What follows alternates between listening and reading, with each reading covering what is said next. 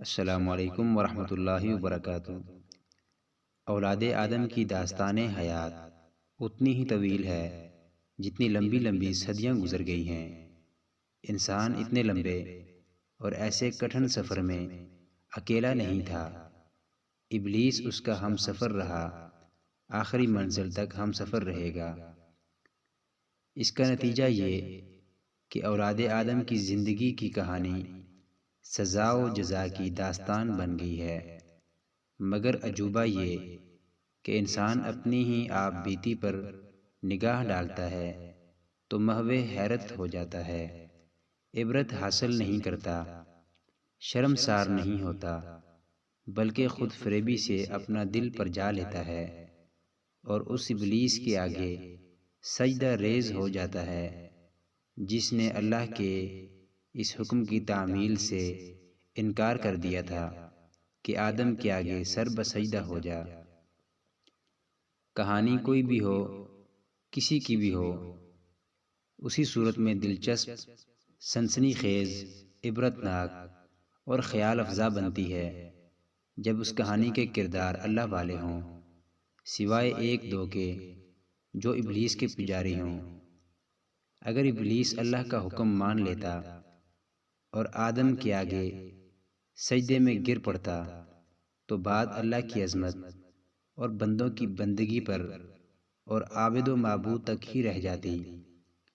اللہ نے نیک اور پارسا بندوں سے جنت کا وعدہ کیا ہے۔ ابلیس نے بندوں کو بدی کے راستے پر ڈال کر انہیں دنیا میں جنت دکھا دی ہے، اور یہی ہے وہ ابلیس کی جنت جس نے اولاد آدم کی سوانح حیات میں کوس و قزح جیسے رنگ بھرے ہیں۔ یہ الگ بات ہے کہ ابلیس نے اپنے پجاریوں کے لیے جو جنت بنائی اور اسے بڑی ہی دل نشین رنگ دیے، وہ کچھ عرصے بعد صرف ایک رنگ میں روپوش ہو گئی۔ یہ رنگ خون کا تھا۔ شداد عاد حضرت موسیٰ علیہ السلام کے دور کے لگ بھگ ایک ملک کا حکمران تھا۔ مورخوں میں اختلاف پایا جاتا ہے کہ صحیح طور پر وہ کس دور کا بادشاہ تھا۔ جب بھی تھا، جہاں بھی تھا، اس میں اختلاف ہو سکتا ہے، لیکن اس حقیقت پر سب متفق ہیں کہ شداد کے مزاج شاہی میں فرعونیت تھی۔ اس کا طرز حکومت فرعونوں جیسا تھا۔ رعایا کو وہ اس کے بندے نہیں سمجھتا تھا جس نے انہیں پیدا کیا تھا، بلکہ وہ انہیں اپنا غلام اور اپنی ملکیت سمجھتا تھا۔ درندہ صفت بادشاہ تھا۔ مقہور مجبور رعایا نے جب اس کے آگے سجدے کرنے شروع کر دیے تو اس نے خدائی کا دعویٰ کر دیا، اور بھوکی ننگی رعایا نے اسے خدا مان لیا۔ وہ معبود بن گیا۔ وہ خدا ہی کیا جس کے پاس جنت نہ ہو۔ شداد نے ایک جنت بنائی جو آج تک باغ ارم کے نام سے مشہور ہے۔ اس میں اس نے جنت کی تمام تر رنگینیاں اور رعنائیاں سمو ڈالی۔ اس جنت میں اس نے حوروں کو بھی لا بسایا۔ یہ حسین اور نوجوان لڑکیاں تھیں۔ شراب کے مٹکے رکھوا دیے اور ابلیسیت کے تمام تر دل نشین، دل فریب اور سحر انگیز اہتمام کیے۔ جنت مکمل ہو چکی تو شداد اپنی جنت دیکھنے کے لیے گیا، مگر جنت کے صدر دروازے میں قدم رکھا ہی تھا کہ گر گیا اور مر گیا۔ خدا کو اپنی جنت میں قدم رکھنا بھی نصیب نہ ہوا۔ روایت ہے کہ اللہ سبحانہ و تعالی نے فرشتہ اجل سے پوچھا، کیا کبھی تجھے کسی جسم سے روح نکالتے وقت افسوس بھی ہوا ہے؟ ہاں اے پروردگار عالم، فرشتہ اجل نے جواب دیا، 2 بار۔ ایک بار ایک جہاز سمندر میں ڈوب گیا تھا۔ مسافروں میں سے صرف ایک ماں زندہ بچ نکلی تھی جس کی گود میں 2-3 ماہ عمر کا بچہ تھا۔ وہ بچے کو بھی زندہ نکال لائی تھی۔ باری تعالی تو نے حکم دیا کہ اس عورت کی روح نکال لاؤ۔ مجھے بہت دکھ ہوا کہ ماں زندہ نہ رہی تو بچے کا کیا بنے گا، لیکن خدائے بزرگ و برتر، موت و حیات تیرے اختیار میں ہے، میں نے تیرے حکم کی تعمیل کی۔ اور دوسری بار، اے پروردگار عالم، فرشتہ اجل نے کہا، شداد ایک بادشاہ تھا، اس نے بڑی محنت سے جنت بنائی تھی، اس پر خزانے لٹا دیے تھے، اس کی تکمیل میں اس کی عمر کا ایک حصہ گزر گیا تھا۔ اس نے اپنی جنت کی تعمیر اس وقت شروع کی تھی جب جوان تھا، تکمیل اس وقت ہوئی جب جوانی گزر گئی تھی۔ وہ اپنی جنت کو دیکھنے گیا تو تیرا حکم ہوا کہ یہ شخص اپنی بنائی ہوئی جنت میں داخل ہونے لگے تو اس کی روح نکال لاؤ۔ میں نے تیرے حکم کی تعمیل کی، اپنا فرض ادا کیا، لیکن میرا دل رنج و ملال میں مبتلا ہو گیا کہ یہ شخص اپنی بنائی ہوئی جنت میں قدم بھی نہ رکھ سکا کہ اس کا بے روح جسم جنت کے دروازے میں گر پڑا۔ لیکن اے خالق کائنات، میں چوں چرا نہیں کر سکتا۔ جانتے ہو یہ شداد کون تھا؟ باری تعالیٰ نے پوچھا اور خود ہی جواب دیا، یہ وہی بچہ تھا جسے ماں سمندر میں سے زندہ نکال لائی تھی، اور میں نے تجھے کہا تھا کہ اس کی ماں کی روح نکال لاؤ۔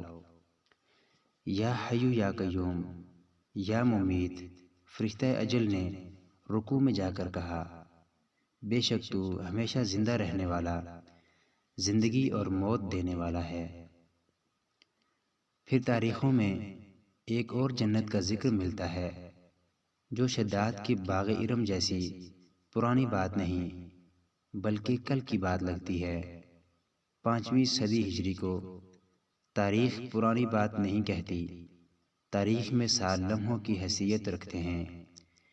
یہ ابلیس کے حکم سے بنائی ہوئی دوسری ارضی جنت تھی جس کا خالق حسن بن صباح تھا۔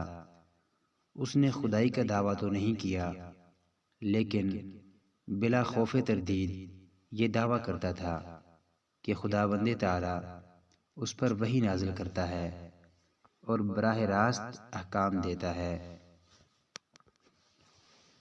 اس کے بنائے ہوئے فرقے کے پیروکار آج بھی موجود ہیں۔ حسن بن صباح نے ابلیس کی حکومت قائم کر دی تھی۔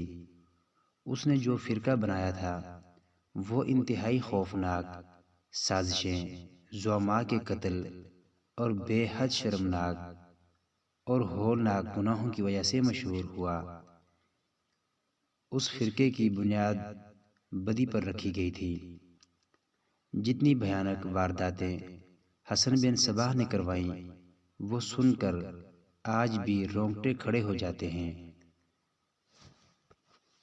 حسین اور نوجوان لڑکیوں کا جو استعمال حسن بن صباح نے کیا وہ اس سے پہلے یا بعد کے ادوار میں کبھی نہیں ہوا، اور اولاد آدم اور ابلیس کی جو پر اسرار سنسنی خیز اور فکر انگیز کہانیاں اس دور میں ملتی ہیں وہ کسی اور دور میں نہیں ملتی۔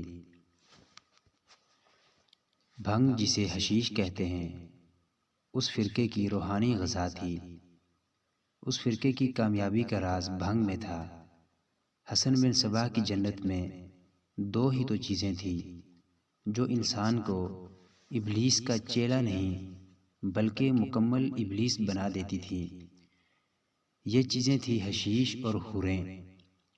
اس جنت میں حیران کن حد تک خوبصورت اور نوخیز لڑکیاں رکھی جاتی تھیں۔ مورخ لکھتے ہیں کہ حوریں ان سے زیادہ کیا خوبصورت ہوں گی۔ نشہ شراب کا ہو خواہ حشیش کا، یا چرس کا ہو خواہ ہیروئن کا، اللہ تبارک و تعالی نے اسے ام الخبائث کہا ہے۔ اس میں نسوانی حسن اور جنت کا نشہ شامل ہو جائے تو انسان خود خبائث کا چلتا پھرتا مجسمہ بن جاتا ہے۔ اولاد آدم جب راہ حیات کے اس موڑ پر آئے جہاں حسن بن صبا نے جنت بنائی تھی تو اسے ابلیس کے کہے سنائی دینے لگے۔ یہاں سے ایسے قصوں اور کہانیوں نے جنم لیا جو آج بھی سنو تو دل پر ہیبت طاری ہو جاتی ہے۔ کبھی شک ہوتا ہے کہ یہ واقعے صداقت کے پیمانے پر پورے نہیں اترتے، لیکن یہ چھوٹی سے چھوٹی تفصیل تک سچے ہیں۔ اعمال صالحہ کہانی نہیں بنا کرتے، کہانی اعمال بد کی کوکھ سے جنم لیا کرتی ہے۔